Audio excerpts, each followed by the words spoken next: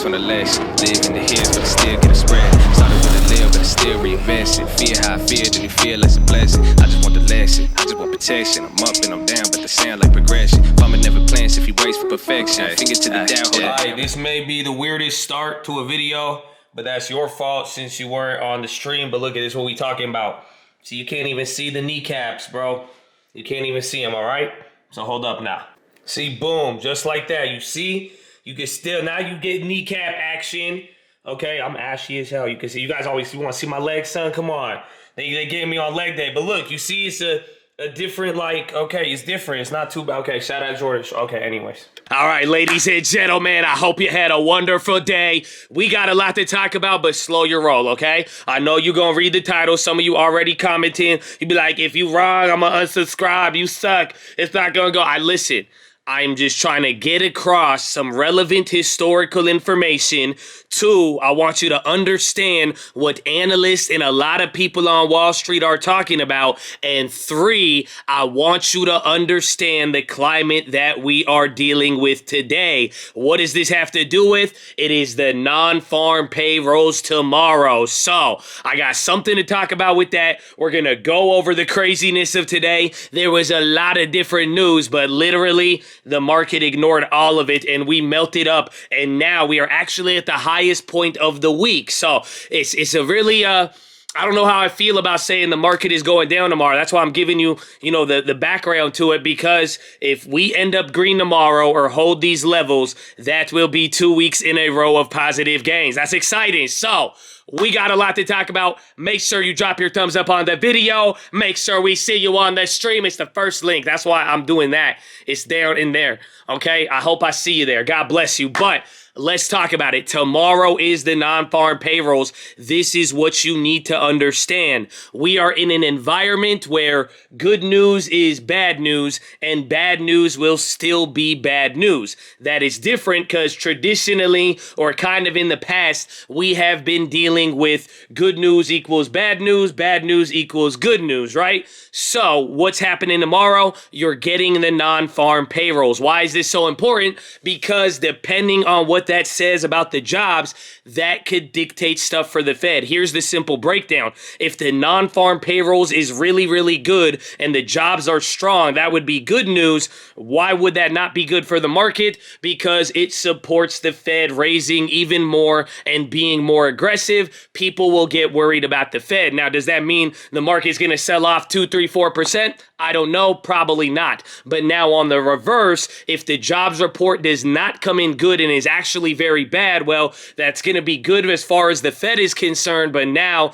all of this talk about the consumer and then leading into layoffs and now economic growth and deep recession, all of those fears start to come back up. So that's why tomorrow is going to be important, because a lot of people on Wall Street, they're the ones bringing this up. This was the idea we went over today. We saw some analysts talking about it, and they are saying that traditionally, or at least through this whole year, none of the non-farms have been good. And now that we're in this weird situation, kind of doesn't matter what the data may be, it still may lead to a decline. So that's the first part. Let's take a look at the market impact. Here you could see since the beginning of the year, every single non-farm payroll 6 hours later, so by the time it comes out in the morning to the end of the day, that's give or take 6 hours, every single one except for February has ended up negative. Believe it or not, the average response is even negative 0.1%. So that's after 6 hours. And then a lot of people pointed out that first 30 minutes, the non-farms come out tomorrow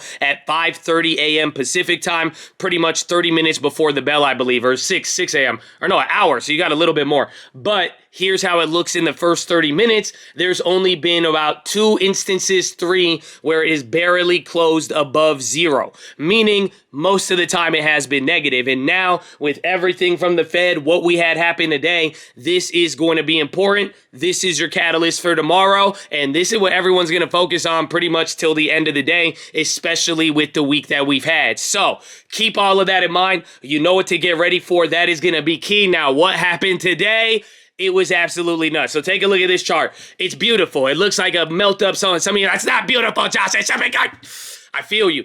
But you see how it just melted up. It was pretty much solid all day, and we had like 3 or 4 different things. Most of it was bad news, but let's go back to the beginning of the day here. You can see it was a little bit volatile, and there's that little up and down. Right there was Lael Brainard. She is the Fed vice chair. That is Powell's number 2 this morning. This is a big piece of news because we've been documenting it over the last couple days. Now, it was Brainard today. Yesterday, it was Bostic and Bullard, and they're setting up a theme. They are all saying that they are not going to pause in September. So market didn't really like that. There was other economic data. Every single economic data set today. This is why it was weird. All of it came in bad except for the durable goods orders, but the market was still able to ride with it. So all of that was happening. All the data, we kind of went down, and then really it just, the market just started ignoring everything. But today, this time around, and this is what we could attribute it to, it's because all of the discretionaries and tech stocks, they were going, and that's the bullish part. That's the rally stuff that's been sold off that we've been seeing, kind of people trying to buy the dip. But now today, you got the safe havens moving in tandem as well too. And that was the best part about all of it. So it was kind of like a melt up. I think it was just giving us a cushion for tomorrow, but that's what happened there. Those were the 2 big things, economic data and Lael. And then finally, this is where it makes today a little bit weirder.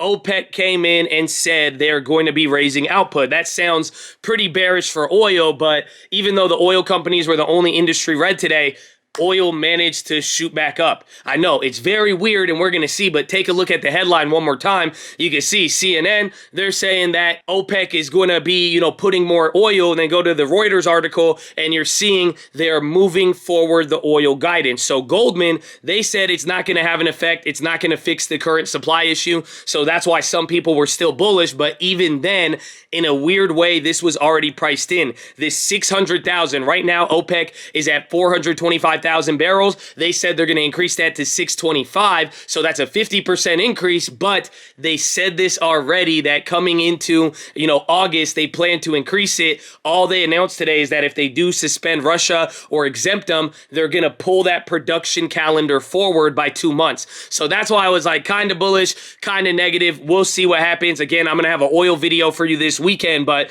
overall, these were the big drivers. But the market sentiment, people bought everything. It was a lot better and less confusing than yesterday because they were even buying the safe havens. I mean, bonds have been a little bit weird, but now here's the final factor. Just watch the dollar. I mean, look at the daily chart here, and you'll notice anytime we rallied, the dollar was going down. Even though the market was going down today early on, and you had that little Brainard volatility and everything else, the dollar kept going down, and eventually the market took off. Again, Microsoft today, this was another bad piece of news. They said they're worried about the strong dollar. They lowered guidance. That wasn't good. They were down 3% by the morning, but literally they took off and ended up closing green. But again, the dollar, watch out for that. If that keeps going down, we will be more bullish. If it starts climbing up, that will be more bearish. Everybody is already looking at it. So that was the main gist of all of it. As far as the plays, I didn't do anything. The Costco's came back, and I'm definitely going to be looking at these tomorrow. Again, we've been doing these share plays, even the Pinduoduo. We grabbed the shares and then got the puts, the reverse of the shorting strategy. But again,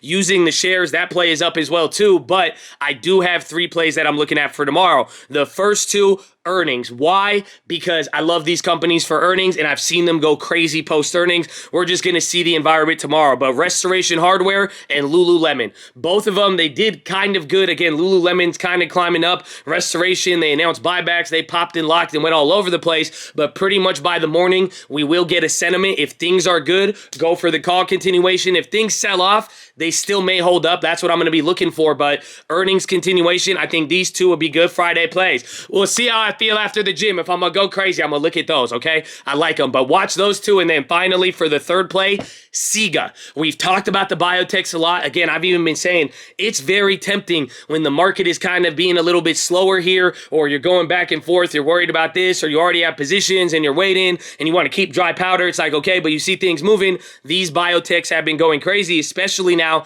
the monkeypox ones, but tomorrow will be interesting. I believe SIGA is going to be doing a presentation for the the World Health Organization. So it may be one of the sell the news type of events, but I would watch out for it. If there is going to be something trading, keep your eye out for them. There was like TNXP or something today. I can't even find it. I forgot what it is, but that was another biotech runner, 60%. They had a distribution deal, not FDA news, but with Bosch, that ended up being good. But I'm really liking what I'm seeing in that area. So definitely going to keep my eyes out for those. But pretty straightforward. The non-farms tomorrow, that's going to be an event. We see what history has already shown us. We've been getting a lot of news. The market's been responding a little bit weird, but where we go tomorrow, it's going to close us out for the week. Let us know if we're positive and set us up for the CPI next week. So that is your watch list, ladies and gentlemen. Make sure hydrate, healthy, ready to go. Make sure post your watch list. Make sure we see you there in the morning. I need the armor on. I need the helmet shining. I need you to remember what's important is who you can become.